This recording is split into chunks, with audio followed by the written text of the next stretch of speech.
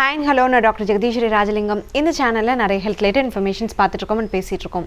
இதான் நீங்கள் என்ன ஃபர்ஸ்ட் டைம் பார்க்குறீங்கன்னா இந்த சேனல் ஷீத் டாக்கை மறக்காமல் சப்ஸ்கிரைப் பண்ணிவிடுங்க. ஒரு வயசுக்கு அப்புறம் இருக்கக்கூடிய குழந்தைங்களுக்கு பசும்பால் தரலாமா, எப்படி தரலாம், எவ்வளோ தரலாம், அதே போல் குழந்தைங்களுக்கு வெயிட் போட பால் மட்டுமே போதுமானதான்னு இந்த வீடியோவில் பார்ப்போம். ஒரு வயசுக்கு கீழே உள்ள குழந்தைங்களுக்கு கட்டாயம் பசும்பால் தரவே கூடாது. ஏன்னா பசும்பாலில் தேவையான iron, vitamins and fatty acids இருக்காது. அண்ட் அதே போல் பேபிஸ்னால பசும்பால் இருக்கக்கூடிய ஃபேட் அண்ட் புரோட்டீனை செரிக்கவே முடியாது. அதே போல ஒரு வயசுக்கு மேல இருக்கக்கூடிய குழந்தைங்களுக்கு பால்னால அலர்ஜி இல்லைன்னா, அதாவது வயிறு வலி, bloating, cramping, nausea, vomiting, diarrhoea இல்லைன்னா தரலாம். ஏன்னா நிறைய குழந்தைங்களுக்கு பசும்பால்னால சிவியர் இன்டெஸ்டினல் ப்ளீடிங் உண்டாகி ரத்த சோகை கூட வரலாம். ஸோ இது எல்லாத்தையும் கவனிச்சு குழந்தைங்களுக்கு பசும்பால் ஒத்துக்கிட்டா மட்டும் ஒரு வயசுக்கு மேல இருக்கக்கூடிய குழந்தைங்களுக்கு ஒரு நாளுக்கு 400லேருந்து 480 ml அளவுக்கு பசும்பால் கொடுத்தா போதும். ஏன்னா அதிக அளவுக்கு பசும்பால் மட்டுமே குடிக்கிற குழந்தைங்களுக்கு பசி சரியா எடுக்காது. பசும்பாலை மட்டுமே குடிக்கிற குழந்தைங்க உடம்புக்கு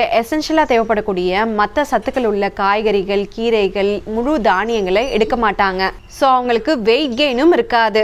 அதனால 400லேருந்து 480 ml அளவுக்கு கொடுத்தா மட்டும் போதும். அண்ட் பசும்பாலை விட அதிக சத்துக்கள் இருக்கக்கூடிய உணவுகள் இங்க நிறைய இருக்குன்றதையும் நினைப்பு வச்சுக்கோங்க.